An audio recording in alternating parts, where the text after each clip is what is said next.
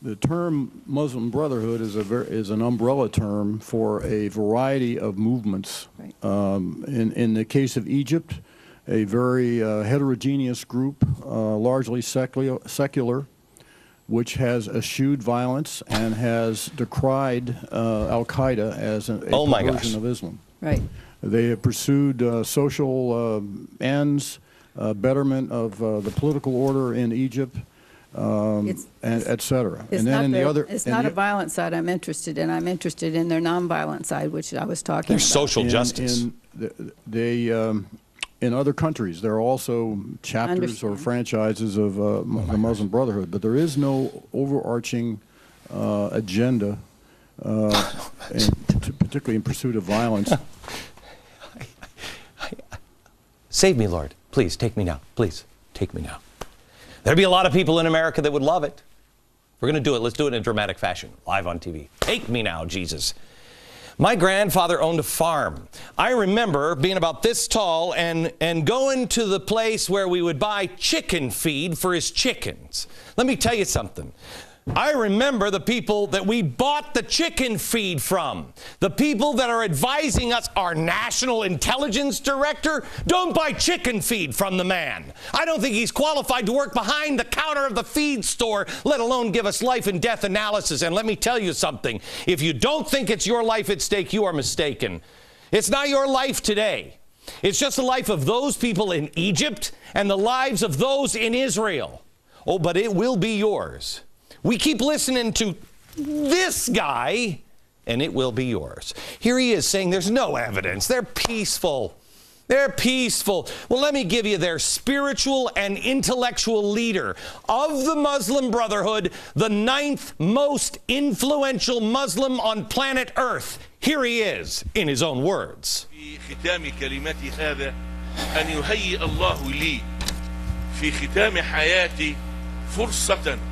للذهاب إلى أرض الجهاد والمقاومة على كرسي متحرك فأطلق رصاصة على أعداء الله اليهود طوال التاريخ من يؤدبهم نتيجة إفسادهم آخر تأديب كان تأديب هتلر ما فعل بهم وإن كان مبالغوا في الأمر ما بلغوا ولكن استطاع أن يعني يوقفهم عند حدودهم وكان هذا أدبا إلهيا تأديبا إلهيا عقابا قدريا لهؤلاء والمرة القادمة إن شاء الله ستكون على يمكن أن ترتقي الأمة إلا بهذا. I suppose, stop it, I can't watch it anymore. I suppose that it was divine punishment if you're on the other side. Depends on who you call divine. Is this divine or is he divine? Depends on which side.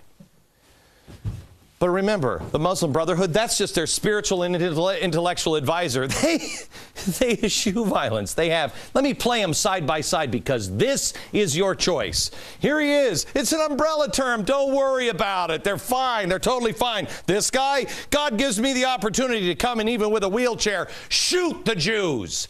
Let me ask you, America, because this is your choice. Which one do you believe? Mr. Bald Egghead, who doesn't have a clue, or this guy? Now, let's say this. Oh, people would punish them for their corruption. The last punishment was carried out by Hitler. Which one's telling you the truth? Which one? Let me give you your options here. If you listen to these pinheads, and he's telling the truth, you're dead. Israel, dead. If he's telling the truth, and you trust him, you're dead. If he's lying and you trust him, you're fine. But he better be lying or you're dead. Got it? It's just that easy. We went through this in 1999 where I said the same damn thing about Osama bin Laden. Well, if he's lying, he's just saying that. He's a politician. He's just trying to stir his own people up. Really? Tell that to the 3,000 people in the building. Tell it. Tell it now. Oh, I was wrong. Tell it to the Israelites. Tell it to the people that live in Israel. Tell it to the people just like, what was that stupid 34-year-old psychiatrist who says, I know they have an agenda, but they like me. No, they do. Do they? Tell it to Daniel Pearl.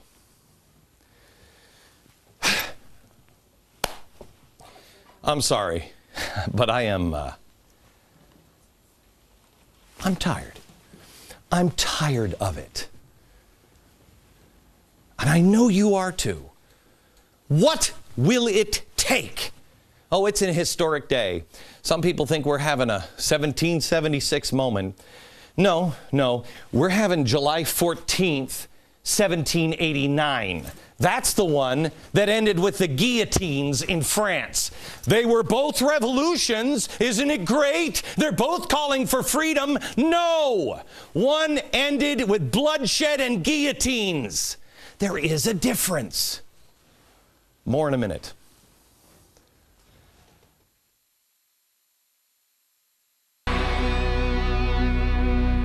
I took deep cleansing breaths. What? I'm totally fine.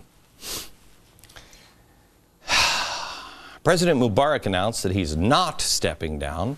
Instead, he's going to hand some more of his power to his vice president. We don't even know what that means at this point, but you need to know who his vice president is, because it ain't going to get any better. K.T. McFarland is the Fox News national security analyst, and she has held positions for national security in the cabinet of Nixon, Ford, and Reagan.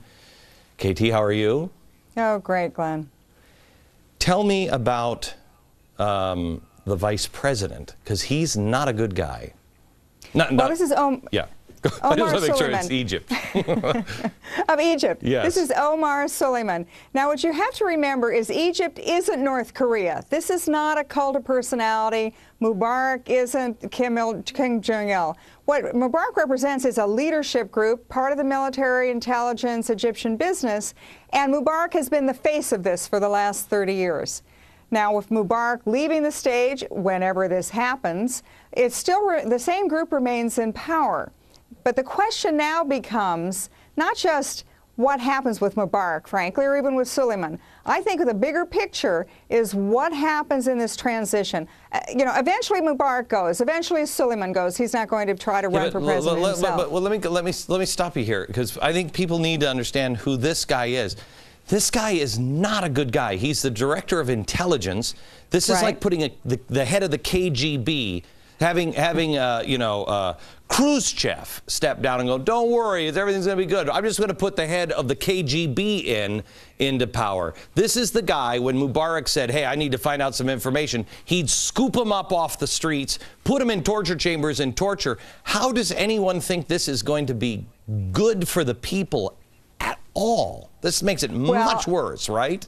But here's the thing. Suleiman has been good to us. He's cooperated with us in intelligence, but he's like Mubarak as far as what you're talking about, suppression of the people, lack of economic or political opportunity. So yeah, he's Mubarak I happen to, KT, I don't know, we've never talked about this, you and I, before, and I don't know how you feel about rendition, but I'm not opposed to look, if we got a nuclear bomb that's going to go off and we've got 40 minutes, I want Jack Bauer on the job. However, Me too. Rendition, if you're going to torture somebody or get information from them, do it yourself. Have the courage of your convictions, do it yourself. Mm-hmm. Don't fly them on a ghost plane to Egypt and throw them in a basement and have somebody like these guys torture them. It's bad news. This guy was the head of the rendition program in Egypt for us. So when you say he was helping us, that's not really good, his kind of help. Well, it depends. The Middle East, and we have now seen the freedom agenda of President Bush and, frankly, of President Obama. There were some good points there. This is a region where there have been autocratic dictators. They have suppressed their people economically and politically for decades, and those people are now rising up, from Tunisia to Egypt to Lebanon to Jordan. Who knows how far it extends? So to the extent that we're on the right side of history, by supporting their yearning for economic and political freedom, that's good. The question I have, though, is there going to be a power vacuum? If Mubarak leaves, if Suleiman is pushed out, where is the Egyptian military? Because in a vacuum, Who's the most organized group in Egyptian society? The Muslim Brotherhood, the extremists, that's who you don't want in this situation. Well, no, it seems like we're getting advice from the intelligent community now for President Obama that they're totally, I mean, they're going to serve apple crumb cake to everybody. KT, thank you very much. We're going to go to Israel next. And, you know, you have to understand, this is Canada to us. How would we feel if this was happening in Canada or if this was happening in Mexico? If this were happening in Mexico, I could guarantee you somebody would have a camera and somebody would be doing their show from Texas. We'll do the next best thing. We'll go to the Texas to the Egypt, and that would be Israel next.